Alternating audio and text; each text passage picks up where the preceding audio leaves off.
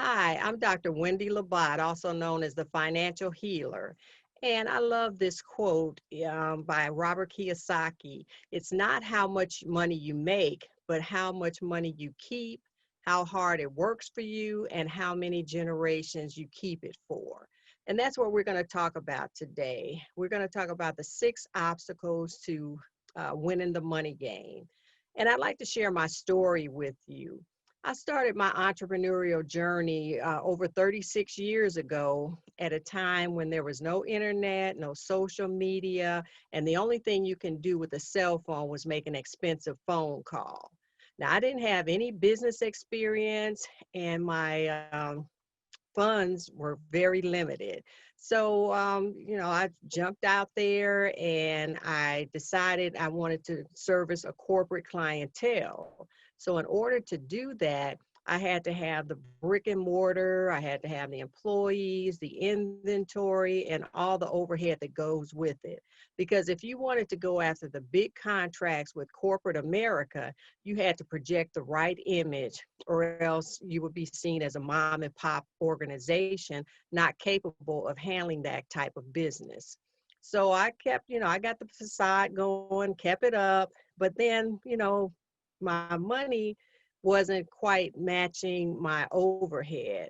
So because of the challenges I faced, I was forced to learn how to take control of my finances, make my money work for me, and find creative ways to increase my income and get my clients to really negotiate with them to get them to pay when my vendors wanted me to pay in 10 days, but my corporate clients wanted to pay in 30, 60, sometimes 90 days. So I learned negotiating techniques and everything I needed to get my business to grow and develop. And things worked out well. It was a hard lesson and various challenges, but in hindsight, it was 2020. And fast forward to 2014, when Obamacare, or the Affordable Care Act, was enacted, and it mandated that all individuals have health insurance. And it required employers to provide it for their employees. So I expanded my business to include financial services and insurance. And because I didn't want to be a hypocrite, I bought all the coverage and plans that I was trying to sell to my clients, because I had people say, well, what do you have? Where is where is your money? And, how are you protected? So thank God I practiced what I preached, because in 2017, I was diagnosed with breast cancer. And I had to undergo chemotherapy every 3 weeks for a year at a cost of $67,000 every 3 weeks for a year. Can you imagine having that kind of expense in addition to your business and personal expenses? Now, I also had 5 surgeries. I had the CAT scans, MRIs, mammograms, labs, x-rays, everything that you would have uh, battling cancer. So those expenses added to over 300,000. And again, that was in addition to the $67,000 every 3 weeks for a year. And that could have ruined me financially. But because I practiced what I preached, my health insurance covered all those medical bills, all the chemotherapy treatments. And in addition to that, I had supplemental coverage that gave me a multi-6-figure shot in the arm that helped me focus on my recovery instead of worrying about money. So in other words, I found the financial cure for breast cancer. So that's what we're going to talk about. And I'm going to tell you from personal experience how those things worked for me.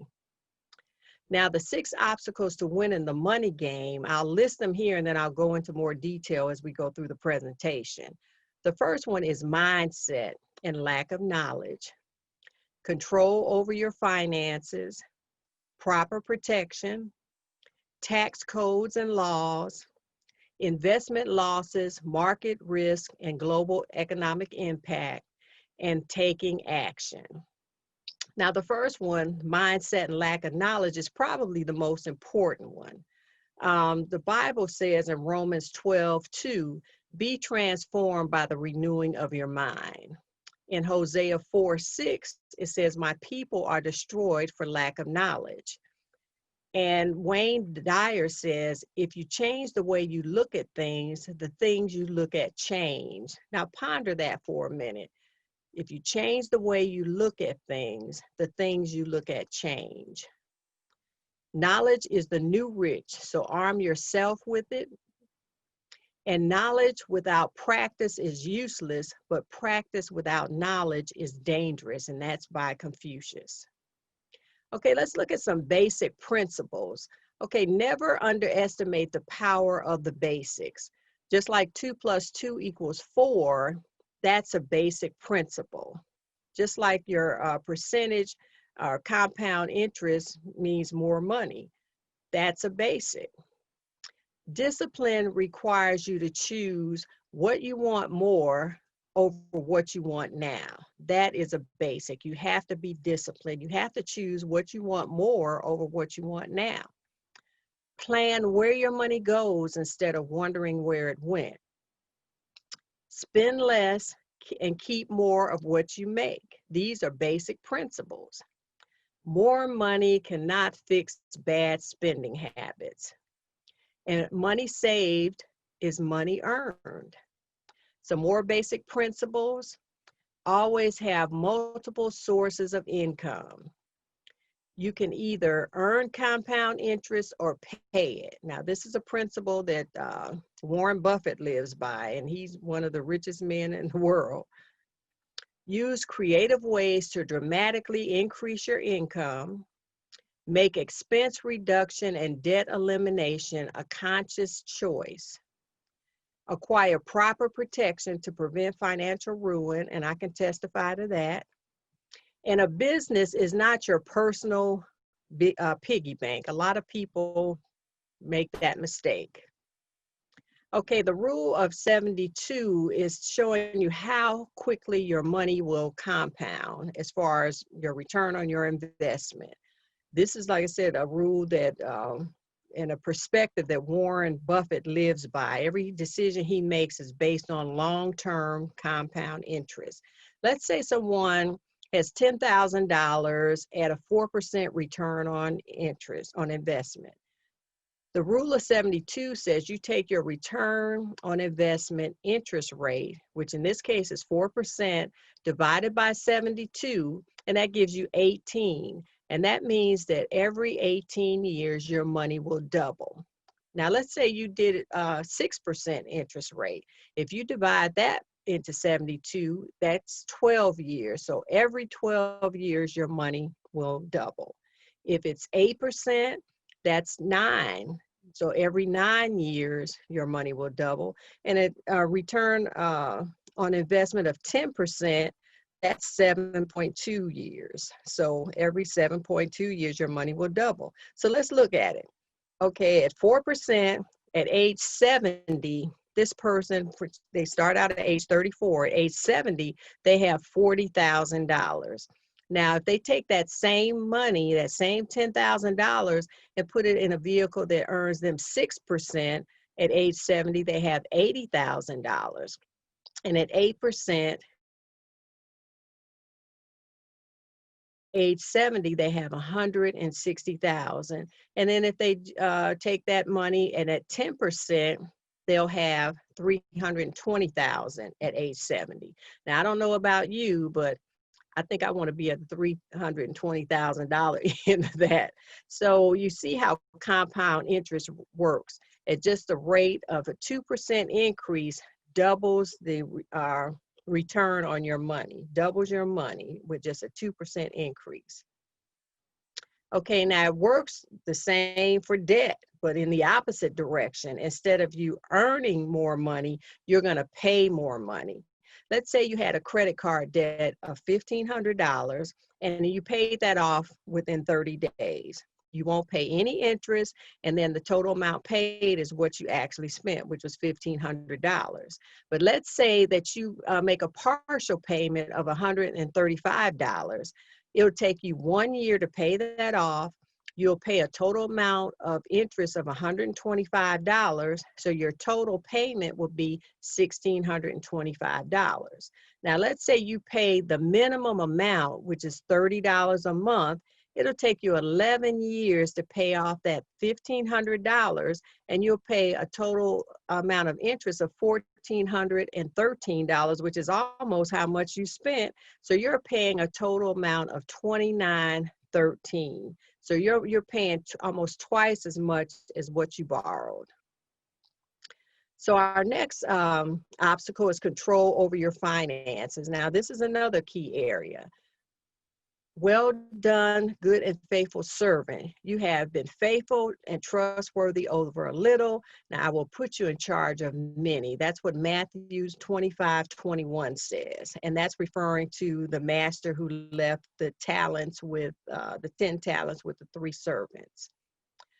Now, it's not how much money you make, but how much money you keep, how hard it works for you, and how many generations you keep it for. That was our opening quote from Robert Kiyosaki. Because not only do you want to make money, but you want to keep it, and you want to make it work for you, and you want to pass it on to future generations.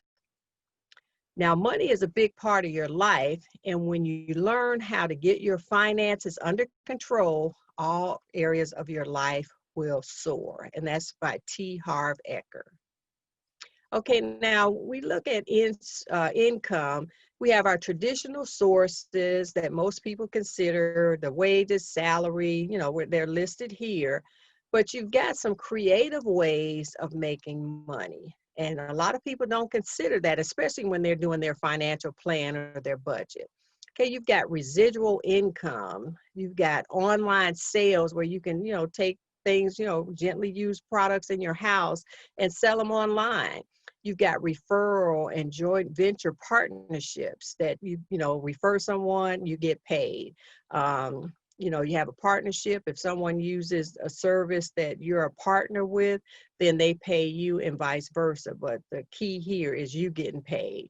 You've got cash back and loyalty programs that pay you significant money if you use them right. And then you got your rewards, rebates, coupons. And then if you're a gambler, you got lottery and casino winnings. And those are things that when people get those kind of income sources, they don't always factor them in. Now you got your expense categories. Here's some listed here, and I have tithes and savings at the top because you always want to pay yourself. You always want to pay God first, pay yourself second, and then the other bills later. So these are some of the key essential expenses that you really can't get away from. But in order to reduce some of your expenses, you want to cancel some of the unused subscriptions and memberships. First of the year, everybody wants to get healthy. They sign up for these gym memberships. And in the day of COVID, the gyms were closed. But even if it was no COVID pandemic, people start out fine. January, February, they're going to the gym. By late February, March, and therefore, they don't go. They're paying money, and they're not even using the service. So you need to cancel that and take that money and use it where it could be more efficiently spent. And the same with subscriptions. A lot of times you get apps you don't use, or you sign up for a trial period, but you forget to cancel it after that 30-day period or whatever the trial period is. And that's what the companies expect you to do, to sign up, you put your payment information in, and you're paying every month.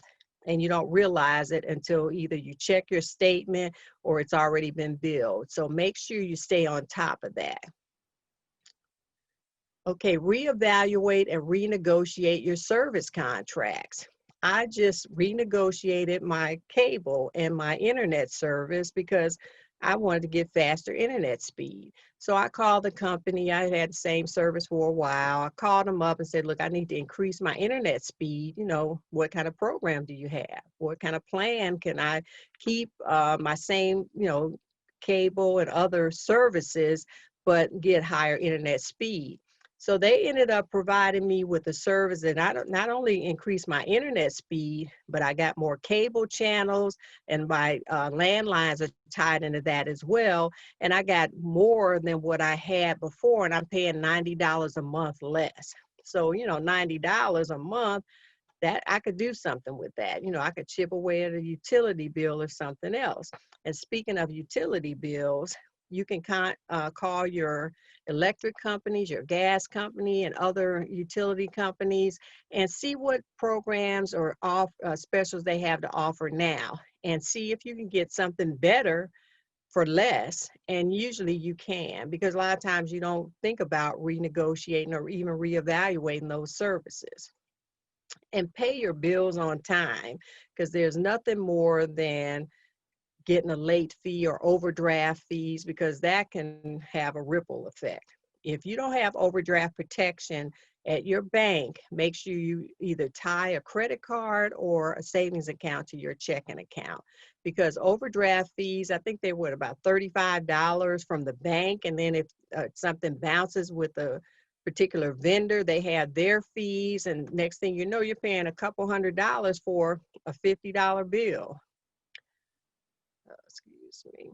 Avoid late fees and penalties, because again, we talked about that. Late fee can double your bill. We talked about how the compound interest is. You don't need to add late fees and penalties on top of that. And then consolidate or refinance loans if you can. If you have a high interest mortgage rate and your credit is pretty good, and even if it's not that great, rates are low now. So you may be able to get refinance your mortgage, consolidate some debt, and end up paying a significantly lower monthly payment. Then you want to, again, use the rewards, cashback, coupons, and trial offers. There are also buy one, get one free. You'll be surprised at the money that you can save with these techniques. Okay, you want to remember, distinguish your needs from your wants. What you think you need may end up just being a want. I did a workshop at my church, and it was a budgeting workshop. And I asked some people, okay, what do you think are some of the needs that you have? And people were saying rent and utilities and, gas, groceries. And then one lady shouted out, paper towels. And I'm a proponent of paper towels now, but paper towels are a want. You don't have to have, you can live without paper towels. Your needs are things you really can't do without, that you really can't live without. But your wants are things you may think you can't live without, but when you really look at it and when money gets tight, you can do without it. So make sure you distinguish those two. And then, like I said, you want to reduce your expenses and control your spending. As you can see, the expenses are like your budget. You want to cut that. You want to, reduce that as much as possible. Now, your spending is like the picture you see here with the faucet turning on and money's just flowing. Now, I have my clients do a spending challenge when we first get started. And what that challenge is that you take an envelope or a journal, and you want to keep track of everything you spend, whether it's for a stick of gum. You want to get a receipt. If you don't get a receipt, you want to log it on a journal or an envelope. And if you get the envelope, you put all your receipts in there. If you don't get a receipt, log it on the outside of the envelope. And at the end of the day or the end of the week, tally up all the money you spent. See, for each item you spent, was it a need or a want? Was it something that you paid cash for or you use a credit card? And, is it something that was not necessarily an expense that you would have, like a utility bill or something like that? And tally it up. And I had one client, and it was so shocking, I can't forget the expression on his face. He said, Wendy, I spent $800 this month on eating out. And it wasn't business expenses or business lunches with clients. It was just him and his wife. And it wasn't that he couldn't afford to spend the $800, but it was just that he realized he could have done something better with that $800. He could have paid off a credit card or, paid some utilities or bought some groceries and ate for a month. but it was just, you'll be surprised at what you spend and you don't realize it, how much money you're not, I guess it is wasting, spending on non-essential items that you can do better with. And you want to eliminate debt. And that's a key because, debt and expenses, there's a difference between the two. And a lot of people lump that together, but debt can be eliminated. Debt is like a credit card or a car loan, because once you pay that off, it's gone. But expenses are like your utility bills, because once you pay that, you pay it out in full, but the next month it rolls back around again. So understand the difference between an expense and a debt. So remember, you want to distinguish your needs from your wants, reduce your expenses, control your spending, and eliminate debt. Okay, sorry about that, guys. I'm pushing the wrong button here. Okay, proper protection. This one is close to my heart, and you all know my story. The greatest wealth is health. Health is like money. You never have a true idea of its value until you lose it. Risk is like fire. If control, it'll help you. If uncontrolled, it will destroy you. That was what Theodore Roosevelt said.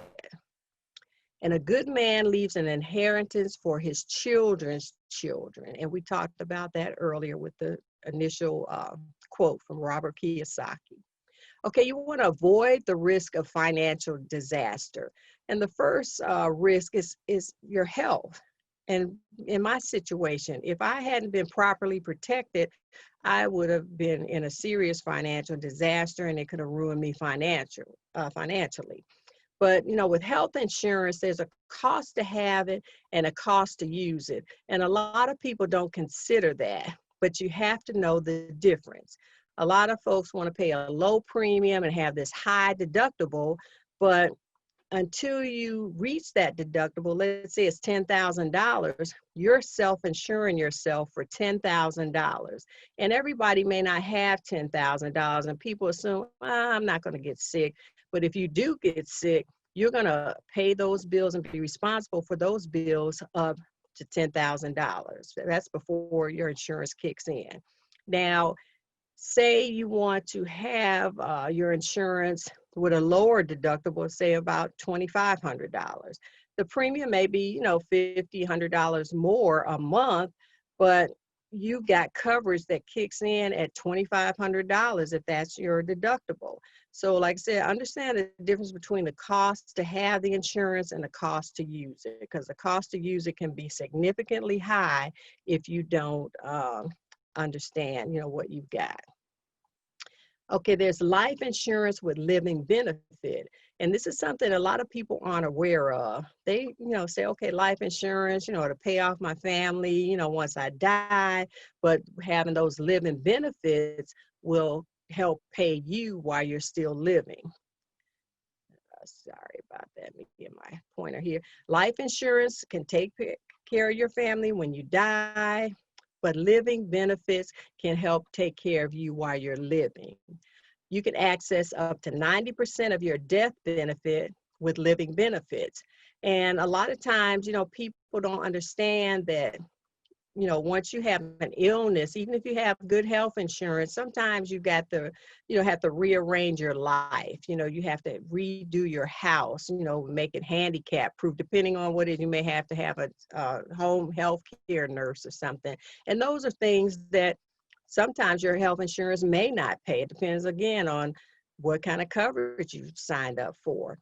But, having the living benefits, and what I do with my clients, I get them a term with living benefits of a $500,000. So if they do get sick or have an injury and they need to draw the living benefits, if it's a $500,000 policy, they can draw up to $450,000 and still leave a $50,000 benefit in case they die. So that's the benefit of having living benefits.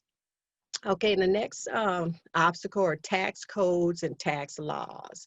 Now, nothing is certain except death and taxes, according to Benjamin Franklin. And the hardest thing to understand in the world is income tax. And we just had some changes in our income tax laws. Now, their tax codes are like your 401k, IRA, 403b, and a lot of people don't look at those or understand that those are tax codes. And then your laws, are income tax, Social Security, probate tax, estate tax, IRS Form 706 in case you die. Those are tax laws. And like I said, we recently had a change in the laws that impact people, especially employees, and especially the middle class. So you have to understand how those codes and laws impact you, and whoever does your taxes, you need to make sure that they know how these will impact you. They need to be able to give you a strategy going forward. And if you find somebody, or you go to someone and you say, again, there's a cost of paying somebody just to fill out your taxes, and there's a cost to having a professional that actually understands the law and the impact of what it have on your income. So if you sit down with someone because their prep fee is cheap and they just take your information and documents you hand them and they don't ask you any probing questions, you need to get up and leave, because a good tax preparer or a tax professional will ask probing questions to find out the real picture of what your situation is, and they'll develop a strategy where you'll get the maximum tax refund or the minimum tax liability. So that's key. You may save a couple $100 on the fee, but it may cost you $1,000 in your refund or your tax liability. Okay, here's an example of how those tax codes and tax laws impact your income. Let's look at how to minimize your retirement income taxation. Let's say we got two 35-year-olds and they're both contributing $400 a month for 30 years at 7.5% return on interest on investment. One buys a term policy with no living benefits. Now, we talked about how the living benefits work. And then if they get a tax qualified plan or a 401k or 401k with their employer, and the employer matches $100 a month. So they're making a contribution of $500 a month. And then they're paying a 1% management fee. Now the other one buys the Index Universal Life Plan with living benefits, and I'll talk about the Universal Life Plan later on, but they're contributing just the $400 a month. Now let's look at here the first one with the qualified plan, and I guess I need to distinguish. The qualified plan is like the 401k. The non-qualified plan, or the qualified plan, is a 401k where you save on taxes with your seed. The money that you invest in that plan is tax-free. But on the IUL, or the Index Universal Life, those are post-tax, or that's a non-qualified plan where you pay taxes on the money that you've already paid taxes on the money you use to invest in the plan. So your seed is tax-free on a qualified plan, and the IUL or non-qualified plan, your seed is you've already paid taxes on. Now, let's say both people want to, at age 65, they want to take out $52,253 a year. Now, on the qualified plan, the person with the 401k, they're going to have to pull out $69,671 a year, because they're going to have to pay $17,418 in taxes in order to net $52,235. Now, the person with the non-qualified or the Index Universal Life, they're going to just have to pull out the $52,000 because they don't have to pay any taxes. So let's look at it. Okay, the person with the 401k or the IRA, after they pulled, retired and everything, in 13 years at age 78, they're going to run out of money. But they would have collected $591,000, but still, age 78 is still young, and they still got a life ahead of them. So what do? They go to Walmart and get a greeter's job, or they have to do something to supplement that income. Now, the person that does the non-qualified IUL, they die, say, at age 100. and they would have received that $52,253 for 35 years, totaling $1.8 million, and they still leave their family a $655,000 death benefit that's tax-free. Now, their death benefit alone is more than what the person with the 401k got paid for those 13 years, So as you can see, the person with the tax-free seed in the qualified plan, they paid $144,000 in taxes, but they saved $36,000. Who'd he do? Now look at here on the IUL side, they paid that $36,000 up front, because that money they used was already taxed. They already paid tax, but they saved a total of $444,000 on their harvest. So what would you rather do? Get a tax-free seed and pay $144,000 on your harvest and run out of money at age 78? Or would you pay the $36,000 up front, or use the money that you've paid taxes on, save $444,000 on your harvest, and get paid till age 100, the $52,000, totaling $1.8 million, and still leaving your family with a $655,000 death benefit? So we're going to talk about how you can do that, or really look at the investment losses and market risk and the global economic impact. A chain is only as strong as its weakest link. That's Thomas Reed said that quote. And the supply chain is like nature. It's all around us. Now, we're in a global economic society. We know that from this pandemic we're in. It started, in China. It's affecting us all over the world. Same with the economy. China, we get a lot of things from China, and when they shut down, our supply chain shut down. That's what we're talking about, supply chains here. More than ever before in human history, we share a common destiny. We can master it only if we face it together, because we're all facing this together.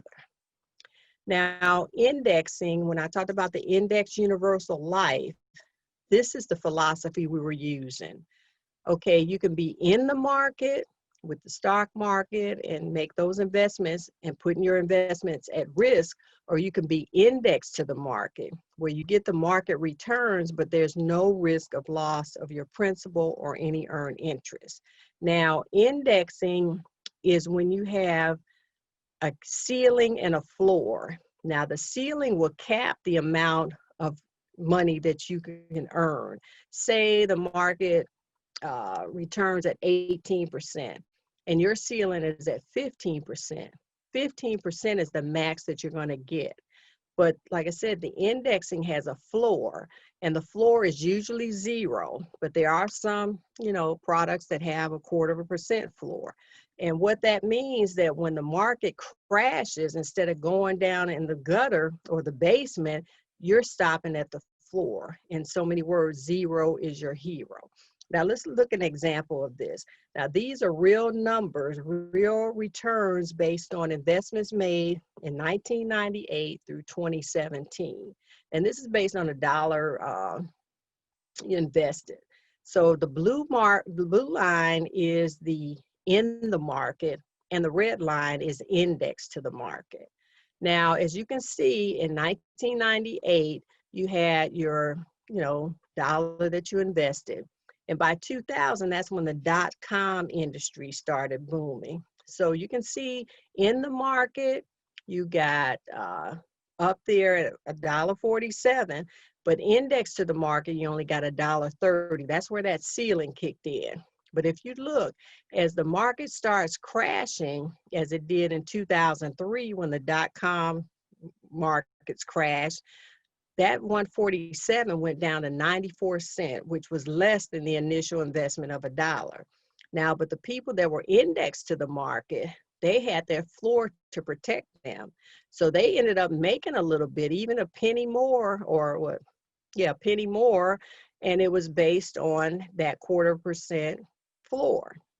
Now, let's say the market started picking up And in the market, they went up from 94 cents to $1.48. That's when, the real estate market was booming. Now, indexed to the market, because they had their floor, instead of starting in the basement like the people in the market did, they started from their floor. And as you can see, they went up and they had $1.99. So they almost doubled their money. Now, when the mortgage crisis and the real estate market crashed, as you can see, that $1.48 went down to 90 cents, which was less than when the dot-com market crashed and less than what they started with. But the people in the market, they took a big hit. But those indexed to the market, as you can see, they went from $1.99 and they started going up, and they eventually went back up. And as the market picked up and it was doing really well, at the end of 2017, the people in the market ended up with $2.35, and the people indexed to the market had $4.25. Now, let's say the investment was $100,000 instead of $1. In the market, $235,000, indexed to the market, $425,000. So you can see the difference between being in the market and indexed to the market. So I don't know about you, but I want to be indexed to the market. Okay, now the final obstacle, which is just as important as the first obstacle, is taking action. My mom, Ruby White, used to say, if you study long, you study wrong.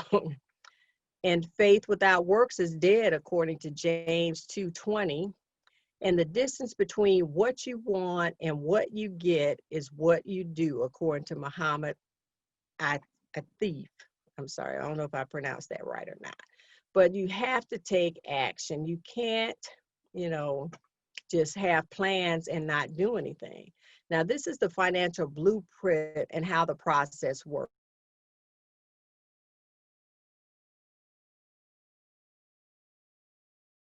Plan or strategy to implement those goals. And step 3, you want to take action to implement them, to make that strategy, see how it's going to work. Step 4 is you want to review it and update it on regular intervals, because things that are working, you want to continue with them, and things that aren't working, you want to adjust them. And then the step 5, your results are you build a financial legacy, financial security, and then you end up with a big fat chunk of money. So that's what you want to do. You want to set your goals, develop a strategy or a plan, take action, review and update that strategy, and modify it if necessary, and build your financial security and financial legacy. Now we're all coming to close to an end, and I want to wrap it up by talking about the 4 sites to optimize your financial health. Now, I want you to take this number down. Text TALK, T-A-L-K, to 770-796-4944. That's TALK to 770-796-4944. Okay, hindsight is the first site that you need. And like they say, hindsight is 20/20. You can always look back and say, oh, wow, I shoulda, coulda, woulda, but that's okay. There's nothing you can do about it now, as far as, don't beat yourself up about it, but learn from it. Look at the actions you took, the decisions you made, and learn from them. If they were good results, fine, you keep doing that. If they were not so good, what could you have done better? And you want to learn from it, but like I said, you don't want to beat yourself up about it. But if you need to have a pity party, have a pity party, but just don't stay there too long. Okay, insight. You want to take what you learned in hindsight and develop an insight, something that you can, utilize and modify your strategy with, and use foresight. You want to implement those lessons into your future plans, and you want to have oversight, which are the checks and balances to make sure that things are flowing smoothly. And if they aren't flowing smoothly, there will be checks and balances to catch it before they get go too far. So that's my presentation. I want to thank you. And again, Text TALK, TALK, to 770-796-4944, and you'll get a complimentary 20-minute strategy session to talk about your specific situation. And I want to thank you for being a part of this session, and I look forward to seeing you in the future.